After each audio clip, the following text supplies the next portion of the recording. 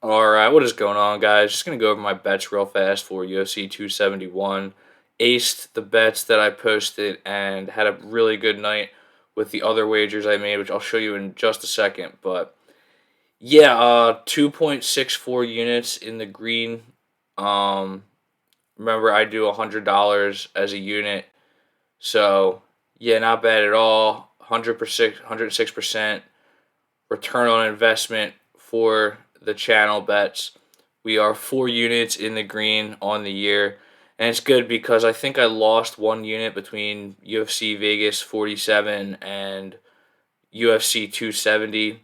I had about 2 units on Cyril Gahn and 2 units on Dennis Bondar, and both of those really dragged the percentage down. But yeah, Olberg plus Jeremiah Wells, not a lot of trouble there. That one cashed.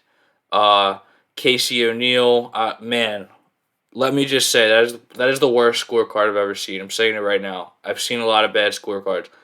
Roxanne Modafferi 29-28. Like, that should be investigated. I mean, I know they took the judge off, but holy shit, man. I thought they were going to do it because Bruce Buffer tends to announce the loser of the split decision first. It's not always. I'd say it's about 60-70% of the time.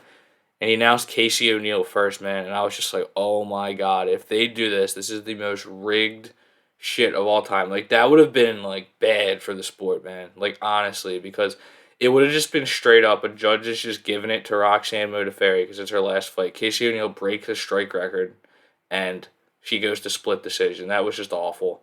But then, yeah, Adesanya versus Whitaker. Fight starts round 4. Fight go the distance, I believe, was about even money, but I thought that fight starts round 4 at minus 168 was a good price. Kind of figured that fight was going to go like that, man. You know, Whitaker wasn't going to enter the pocket a lot like he did last time. I figured he was going to be playing on the outside a lot. Adesanya would just be content to win the fight with leg kicks, which we've seen him do before. That's exactly what he did.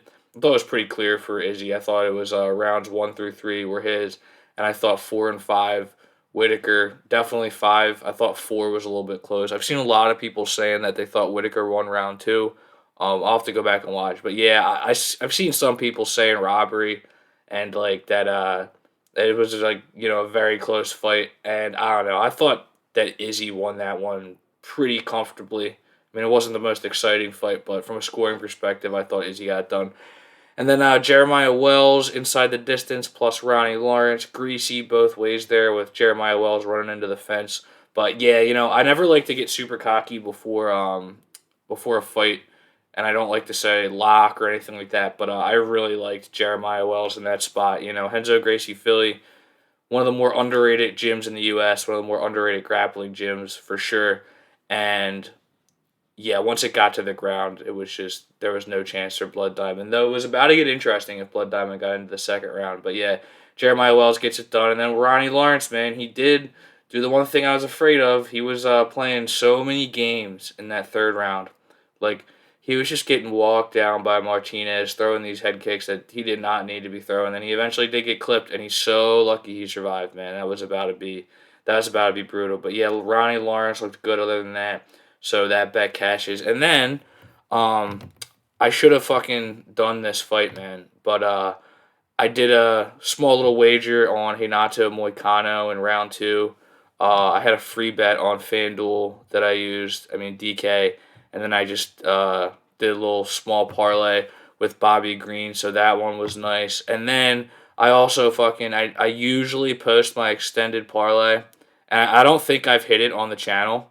Like I don't think I have, but yeah, I've been putting it on Bet Tip. I've been doing it, and just for this week, I actually wasn't really sold on one, but like FanDuel gives you insurance sometimes if one leg is short. So once Casey O'Neill won by points, we were good to go on this one. It did end up hitting for about 1.25 units, but yeah, I will say that this kind of gives me ideas now because a lot of times I'll do like just $10 on like a plus 1,000 parlay, and a lot of times I'm like one leg short, or it's just a complete disaster and it never gets off the ground at all, and I lose all 4 legs, which I'd rather have than one leg short. But yeah, this might be a better game plan. Just double the wager, but cut the odds in half. Like because this was pretty simple. Jeremiah Wells money line, Carlos Olberg money line, Casey O'Neill by points, Adesanya Whitaker to fight starts round 4. Not bad at all. So only reason I'm posting these is because it's just giving me ideas and whatnot. I'm doing a lot better with round betting this year. I didn't break down Moicano versus Hernandez, and I didn't really watch tape on it, but I'm familiar with both of their skill sets. Like I've tape studied them before. I just mean for this tape study, I didn't do a video, but my first ever round prop I ever hit, it was on my website.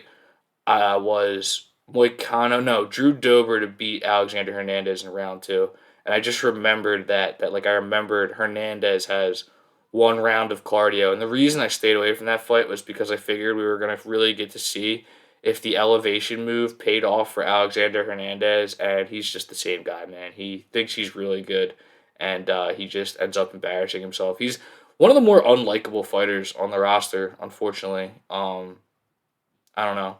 Sucks for him because he does have a lot of skill. But yeah, thanks for watching, guys. Sure, subscribe and take it easy.